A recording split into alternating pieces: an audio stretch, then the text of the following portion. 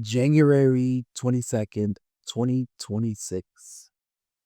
The Reverend Martin Luther King Jr., PhD, Ebenezer Baptist Church, 101 Jackson Street, Northeast, Atlanta, Georgia, 30312. Greetings, Reverend Dr. King. I write to you as a representative of the modern American dreamers. As a Black autistic man in America, I am afraid, along with you, I am witnessing the decay of the American dream right in my neighborhood, in which the federal government is endorsing the bullying of marginalized people through military-like raids, supporting slurs as free speech, and legalizing discriminatory practices in public places such as schools and government agencies.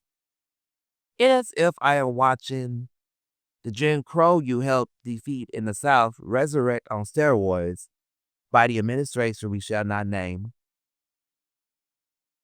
Then again, what is new in America? Non-pluralistic American ideals and discrimination have always been as dramatic as the ideals of the Declaration of Independence. Even our great president, Teddy Roosevelt, promoted the whole American ideal where the good American is white and not tied to their homelands before migrating or getting kidnapped to the United States. How did they enforce the all-American ideology in the early 20th century? Systemic marginalization and brutality towards peoples who are not American enough, usually non-white, disabled, and non-straight. What's been happening this year alone is a replay of the first score of the 20th century.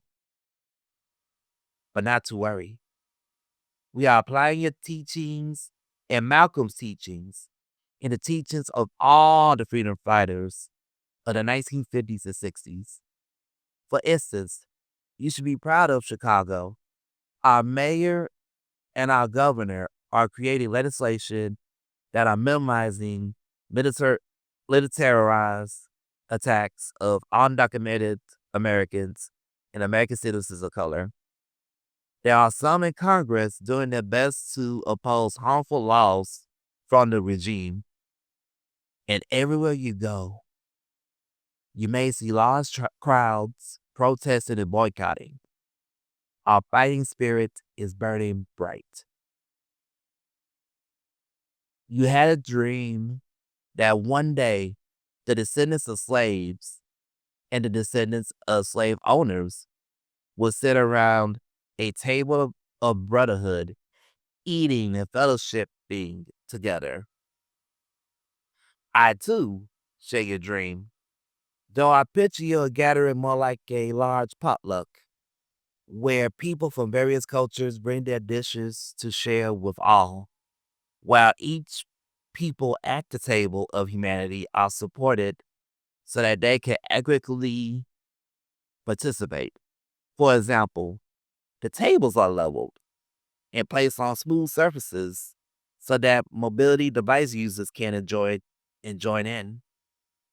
Like that potluck, there is no America without the intersectional input and influences from each person with many different backgrounds, such as race, disability identity, gender, class, etc.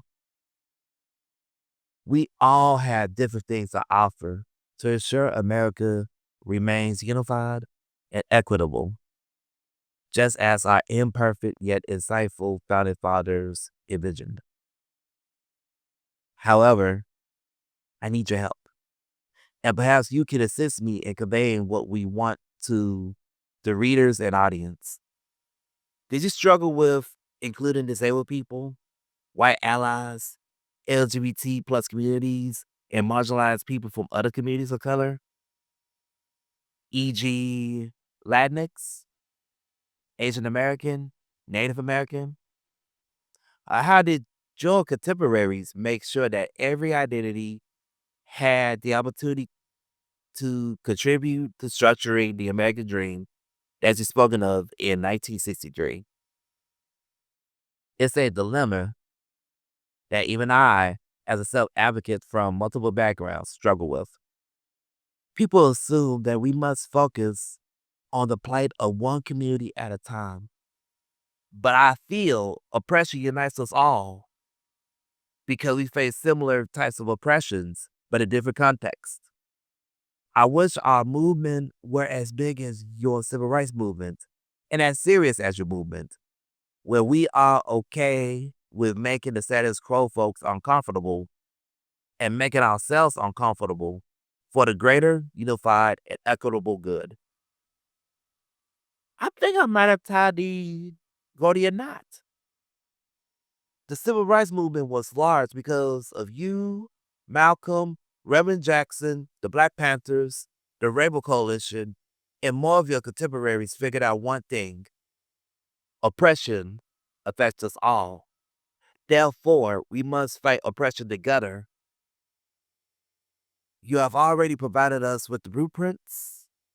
Just look at how you united Black and European American communities together, or how Fred Hampton united all races together, or later on, how the Black Panthers played a crucial role in the disability rights movement. My request to you and your fellow ancestors and OGs of the civil rights movement is this: teach us and show us examples of how we can bring generations, races, genders, and health conditions together to prevail against systemic oppression and build the table of humanity you spoke about long ago.